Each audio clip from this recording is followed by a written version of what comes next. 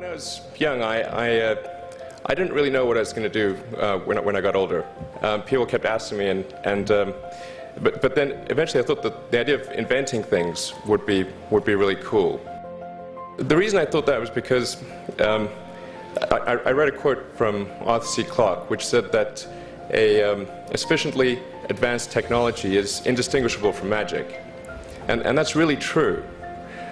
If you go back, say 300 years, the things that we take for granted today would be you'd be burned at the stake for. Being able to fly, that's crazy. Being able to see over long distances, being able to communicate, having effectively with the internet a group mind of sorts, and having access to all the world's information instantly from almost anywhere on the earth. This is stuff that really would be magic, or would be considered magic in times past. In fact, I think it actually goes beyond that, because there are many things that we take for granted today that weren't even imagined in times past. They weren't even in the realm of magic. So it actually goes beyond that. So I thought, well, if I can do some of those things, basically if I can advance technology, then that's like magic, and that would be really cool.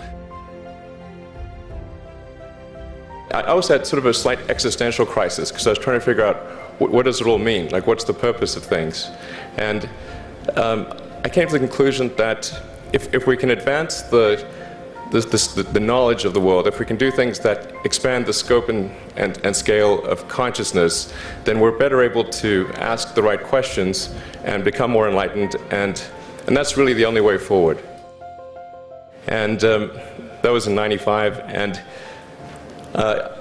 that's also when the internet started to happen, and I thought, well, I can either pursue this technology where success may not be one of the possible outcomes, which is always tricky, or participate in the internet and be part of it. So I decided to drop out.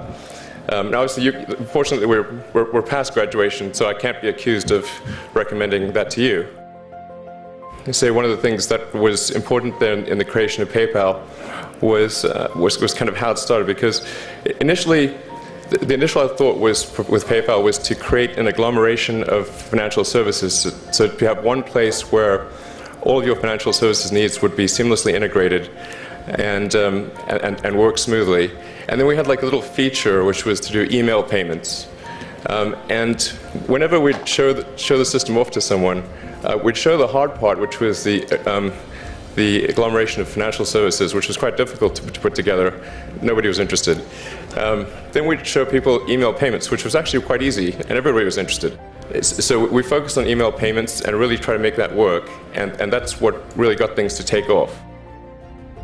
But if we hadn't responded to what people said, then we probably would not have been successful. So it's important to look for things like that and focus on them when you see them, and correct your prior assumptions. The first launch, I was picking up bits of rocket near the launch site. It was a bit sad, but we learned with each successive flight, and were able to, eventually with the fourth flight in 2008, reach orbit. And that was also with the last bit of money that we had. So thank goodness that happened. So we got the Falcon 1 to orbit, began to scale that up to the Falcon 9, which is about an order of magnitude more thrust. It's around 1 million pounds of thrust.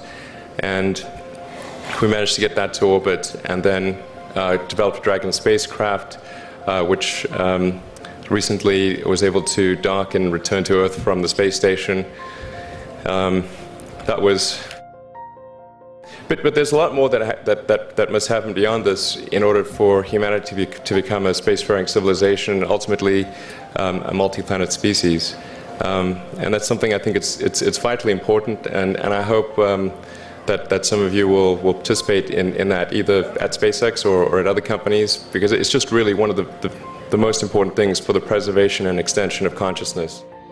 I mean, it's worth noting, as I'm sure people are aware, The Earth has been around for 4 billion years, and civilization, at least in terms of having writing, has been around for 10,000 years, and that's being generous.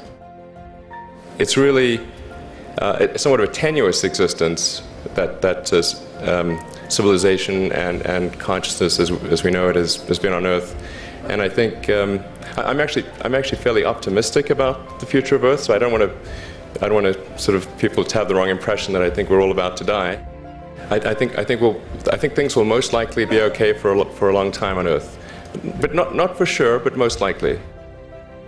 But even if it's sort of 99% likely, a 1% chance is still worth spending a fair bit of effort to ensure that we've backed up the biosphere, planetary redundancy, if you will.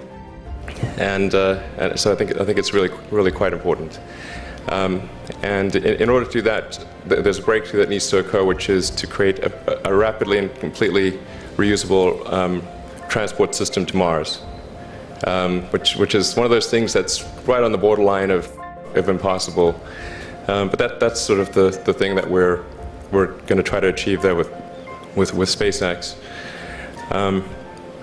And then on the Tesla front, the goal with Tesla was really to try to show that what electric cars can do, because people had the wrong impression. We had to change people's perception of an electric vehicle, because they used to think of it as something that was slow and ugly and had low range, kind of like a golf cart. So that's why we created the Tesla Roadster, to show that you can be fast, attractive, and long range. And it's amazing how, even though you can show that something works on paper, and the calculations are very clear, until you actually have the physical object and they can drive it, it doesn't really sink in for people. And so that I think is something worth noting. If you're going to create a company, the first thing you should try to do is create a working prototype. Even if it's in primitive form, that's much more effective for convincing people. Yeah, so that's I think where things are, and hopefully there are some lessons to be drawn there. But I think the overarching point I want to make is that you guys are the magicians of the 21st century. Don't let anything hold you back. Imagination is the limit, and go out there and create some magic. Thank you.